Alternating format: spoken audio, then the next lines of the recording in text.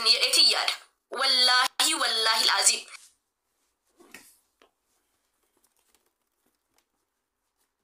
Warabbal kaaba nama kan karaa fuulduraaf atuun danda'e yoon Kaanaadaa deeme yookiis immoo yoon biyya gale bakka argetti maa Masrii keessan ta'in atuun arge sarpiraayiz ajaa'ibaa godheetiin galateeffadhaan ulmaan inni anaa oole waan guddaadha. Sigalee jireenya na barsiisee jireenya inni ana na jibbu inni kabajaa anaa qabu wallaaluusaa kabajaan ani isaa qabuuf jaalala isaa qabu nama biraati kennuun okay. Inni kunu barumsa waa hedduun isarraa barsiisaa kiyyaa. This is teacher. I love you teacher. Ilma namaa namiidha isin jedhaa jiru. Nama isin miidhu namiidha hin jedhina. Barsiisaa keessa namni isin barsiisaa jira jireenya keessa. Namni isin jibbu barsiisaa keessa bara. Akka isin jibbu mul'isuunsaa akka kara fuulduraaf illee barattan isin godha. Kanaafuu ani isarraa waa hedduun baradhee nama waanaa ole ulmaanaa ole akka fedhe yoona godheeyyuu waatti ittiin dallanu ittiin ilaalu. Maaliif guyyaa takka yookis achi gaafa duune wal argine achittiin jiraabii bakka ifama naan jechuu danda'a. Walla bakka wayini kabajaan ati naa qabdu turte sigalee obbolummaan ati naa qabdu. Wallaahi obbolummaan an qabuuf waan maallaqaan hin sarrabne. Dhugaa rabbiin san hin jedhaan. Garuutumoo hin darbee hin deemee wanti hundi darbee amma ani akka aliin jedhu ummata keessatti ogataa jirtaa jedhe. Of course yaa isin keessa ogataa jirtanii isin keessatti ogataa jira. Wal yaalaa jirra. Isin galee namuu cabaadha namuu dhukkubsataadha. Wanni hin darbine immoo hin jiru. Maqama ani hin deemu bakka nama nan barbaanne duukaa hin deemu. Nama nan barbaanne bira hin bilbiluu dhalaa sataatu dubartii sataatu nama naa bilbileen akkaasaaf dhimmi jiraannaan nan bilbilaaf. Okay? Hin cinquun jireenya isaan golgoleessu jedhee. Kanaafuu maalinni wanni isin gochuu qabdan maal akka ta'e beektu jireenya keessan keessatti chaalenjii baay'ee jira. Kana caalu dhufuu danda'a. Ammoo kun kan dhufu immoo kan jaalalaan na kuffisee nama raachuu dhufuu danda'a. Yak ilma namaati bar wani nama mudatiin jiru. Kanaafuu ilma namaa namiidhee jettanii waan miidhatti yaa namni sin miidhu jiru. Maannim nama godha. Jaallattee malee na jaalladhu siin jedhee na jala fiigi siin jedhee yeroo baay'ee akkas yaadda. Namoonni an kabajaa kennuuf namoonni an jaalala kennuuf hin jaallatan dhugaadha. Akka malee hin kabaje. Barumsanaa ta'e amma namni jireenya koo keessa dhufee dhalaa sataatu dhiira sataa galu. This is professional jedhee abbaan abdii yoo didan immoo come to tomorrow jennee gaggeessina. Sirraa kottu jennee sigalee. Kanaafuu jireenya kana keessaa baradhaa wanni jijjiiramne hin jiru. Wanni addunyaa kanarraa isa malee hin jiraadhu. Hin jiraatta obboleettii kiyya of kijibaa jirta. Of kijibda bar. Of kijibdani malee of nama kijibaa hin jirtan. Ani isin irraanfattaa dibben gootee akkaataan itti irraanfattu. Kunoot sii kenneera. Biizii of gochuudha. Dalagaan kunanaaf nama hedduu na irraanfachiisee jira. Dhalaadhaa nan bilbilaa, dhiiraa nan bilbilaa, nama nan barbaanne duukan fiiga. Okay? Obboleeyyan kee gurraacha Yaasiin, Alii, G-Power faanii beektan miti warraas ta'anii na kolfisiisaa oolan. Ani qaataan maraaddaatu jarri hin jiraanne sila. Qaataan huccuu kiyya darbe. Okay? Annaa amma biiziin jiraanii nama naa bilbileen akkaasa nama na barbaadeen hin barbaada nama na barbaadeen hin barbaaduun giddisiisuudha malee jibbaasaa qabaadhee nan jaalladhaani nan hawwaaf hiree gaarii jireenya gaarii hamtuun ittiin bu'in.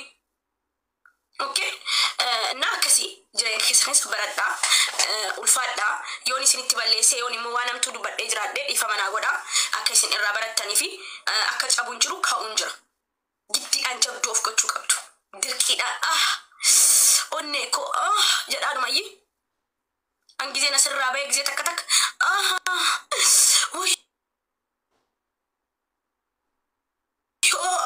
jedha. Nin qabaan. Seeraanin akkana godhee qabaan. Duraan garuu qabachuun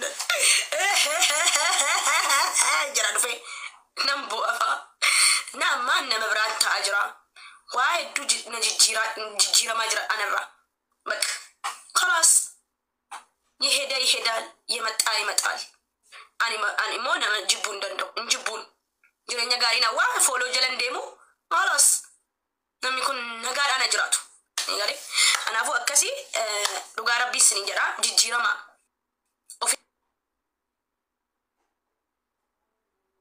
agarsiisina akkuma namni isin barachuu dhufetti isinis nama barachuu danda'u qabdu yani fiqir welcome akkasi afoonaan illee yoon balleesse ramadaan illee السلام عليكم ورحمة الله وبركاته. وعليكم السلام ورحمة الله وبركاته.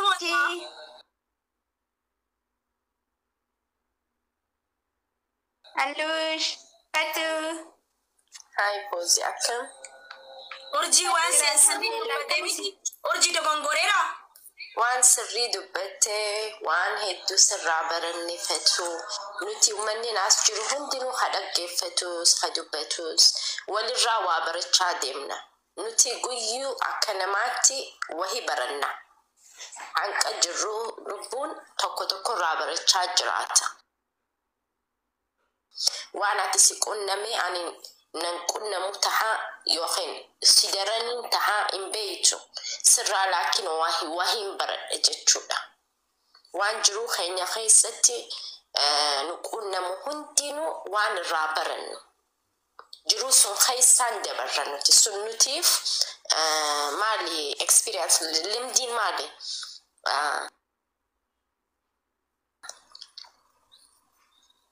limdiin fachuu afaan oromootiin لمد يا هيوت لمد جرو امبيكو جداني كامي فوزي عافي ألوشين أني أورمو متني يا بني شو كاركا زي كي يمروسا جيسة براتشو قبل أن تسيب barumsa guddaadha jiruu keenya keessatti wanni namu hundinuu irraa baranna keenya hatti boonyo sun taane uumaanuu achi keessaan akka dabarru rabbiin nu godha waan nu dhufe sun gaafa waan takka nu dhufu akkamitti sun keessaa baane jennee yaaduu qabna teenyee booyuu miti achi keessaa akkami baanaa nuti hundinuu cinqii qabna fatu maaliin jaan namni hundinuu kana gayaan jiruun jaan dhukkubsataadha nuti maraasaa cinqii hedduu qabna ka faamilii qabna keenya qabna hojii keenyatti kan gammannee jira ka maallaqa ifirraa biila isaa kafaluu hin jiraanne ka nyaata nyaatu bitatee nyaachuu hin dandeenyu jira hedduudha namni kun namayyuu cinqii qaba nam tokko ka gammadu hin jiru gammachuu guutuu ka qabu hin jirnu hundinuu irruudha tanaaficha jiruu namaattillee inni hinaafinaa maaliif namniin maallaqa qabu yookiin dhukkuba guddaa fayyaduu hin dandeenye qaba maallaqa hin qabaanne dammoo waan nyaatu hin qabu waan itti jiraatu hin qabu rabbiin guutuu godhee nun uumne nam tokko nama tokkorra hin caalu sammuu keessan keessa sun godha isin namarraas hin caaltan namni isinirra hin caalu atiif lubbuu teetiif ati qofaa jira gaafa ati duute amma maqaan kiyyaani urjiidha gaafaan du'ee reefka ani reefka ja'anii na yaaman malee urjii ja'anii na yaaman tanaaf jecha if miidhina hanqa jirtan gammadaa if eegaa hasin jaalate jaaladhaa haisan kabajaa namni waan isinii kannaa if gaafa kannitanii nama waan qabdan kannitanii gaafa if kannitan miidhamuu eegaltan kanaaf jecha gorsin ani kaniin isin gorsu waaniin irraa baradhe ani hiriyoota kiyya waan naa kannaniin kannaaf kana kabajaniin kabaja ka bilbila na jalaa fuudhe niin dawalaaf jalaa hin fuudha guyyaa lama sadii ati bultee naa bilbilaan ani guyyaa jaha buleetiin si bilbila maaliif seete namni biziin hin jiruu isaanii namni barneef hin caanaami ni rafa sa'aatti rafu qaba sa'aatti nyaatu qaba dalagaalee sa'a 8 gaafa hojjennu sa'aat akka breekii qabna namni biziin hin jiru namni si jaalatu namni atiif taayimii isaa si kannu wanna guddaadha Tanaaf jecha namni waan isinii kanne kanna. Waan hin qabaanne hin kannina. Waan namni isiniif hin kannine hin kannina. Dura laakiin if jaaladha. If jiraadha. Anumaan isin gorsuu barbaada. Dhiifa manaa godhaa yooniin dogoggoree waan inni irraa baradhee waan anaaf naa dalage jedhee waan inni yaadeen isin gorse jechuudha. Wallahi dhugaa jettee urjiin ani sababa isin kana eegale beektu miti. Isin hojii kana hojjechuu qabdaa. Bak sammuu kee biizii godhu qabdaa. Ati bareedduudha, ati nama gaariidha, ati garaan kee qulqulluudha. Fatuuko nama meeqa si jaallata ijoolleen biyya Arabaa si jaallatti si jaalataanii jaalala si ibsuu barbaadanii fatuuko sin jaalladha sin jechuu barbaadanii si gara ati qaaliidha. Wallahi bakka wanni isin naan hin jedhin hin jiru. Wallahi gara wali bilbilee wanni isin na bakka miyaarrammoo bakka akkana challenge dabarsite keessa yaadi dhaggeeffadhuun jaalala isaanii si ibsan ol naqi abbaa fedhe haa ta'u ol naqeette walla aarsaa hedduu na wajjin kaffalte ala fiqraa isin wallahi dhugaan isin hin jedhaan. Kanaafuu namni nama irraa barate ani isin irraa baradheen isin barsiisaa jira.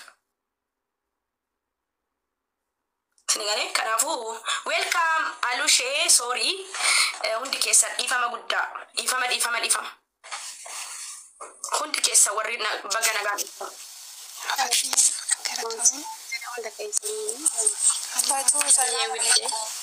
Waalaikum assalam warahmatullahi wabarakatuh.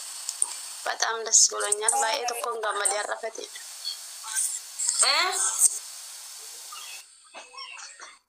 baay'ee tokkoon gammadeen jedha dhufee si wajjin haasa'uudhaaf wajjin kun wallahi hojii bareedaadha. Hojii kana babal'isaadha babal'atu warri hin beekne kan itti fakkaate miidhamaa jiru hedduutu jira. Mudannoo fi laayifii namni hin qabne hin jiru. Dhugaa rabbi dubbin wallahi waan nama oofaa jirtu kun baay'ee tokko namatti tola. Baay'ee tokko gaariidha. Baay'ee tokko mootu kan beekne barsiisa. Yes. Kan osoo beeku obsuu dadhabillee obsa godhachiisa. Waan kun babal'achuu qaba. Inumaa sa'aatii dheeraa wayii fudhatanii warri sa'aatii dheeraa qabdan jechuudha. Akkuma fatuu kanatti namni faturra yaada qabdanillee fatu wajji dhugaa fatu sa'aatii amata dheeraadhaaf hin beeka. Inshallah nulle si wajjin jirraa warra sirraa baratee sirraa fudhatee kabiraatiif si dabarsu rabbiin nus haa godhu. Sillee umrii dheertu rabbi si haa kennu. Amiin. Jaalala ati namaaf qabdu wallahi jaalala hedduu inni baay'ee tokkoon si beeka wallahi amata dheeraa si jala jiraani. Baay'ee tokkoon si jaaladha wallahi laziman arrasi harkee akkamitti afaan isa hojjaaso baay'ee tokko gammachuu tokkoon qaba. Bareedduu ko. Naa galatoomii isinillee warga sirriitti galatooma wallahi barnoota guddaadha barnoota guddaa qalbii fakkaata malee barnoota guddaadha wanni isin dabarsaa turte dhugaan isinitti hima warri hin beekneef jechuudha. Barnoota guddaa dabarsaa turte Fatiyaan. Nama meeqatu akka biraatti ilaalaa ture waan biraa jechaa ture no miti Fatiyaan barnoota kennaa turte dhugaan isin hima. Meeqaa kan wallaaltuun teenya ijoolleen teenya kan osoo hin beekne lubbuu fi dabarse kan osoo hin beekne waan biraa keessa seene sammuu isaa dhabe baay'ee tokko jira. Wanna saniif barnoota isiin barnoota dalagaa turte malee kaayyoo isiitii miti kana beeka akkasitti warri hin beekneef jechuudha. Ka beeku immoo ni beeka warri yaada fuudhe warri bilchaate warri yookiin laayifii qabu immoo mudanni akkasii qabu ni beekaa jechuudha wanni sun barnoota akka ta'e. Fatiyaan barnoota kennaa turte akkasitti beekaa waan kan laayifii isiitii miti asirratti kennaa turte Fatiyaan barnoota kennaa turte ammallee fatu itti fufi kara biraatiin uumamu ka bifa biraatiin koottu si cinaa jirraa inshaallah warra sirraa fudhatee ka biraatiif dabarsuun rabbiin haa godhu. I love you sin jedhafatiyye. I love you too. Galatoomii kabajamii rabbi si haa kabaju. Galatoomii bareedduuti yaa. Fatee assalamu alaikum kam jirtu nan deqqashti. Waalaikum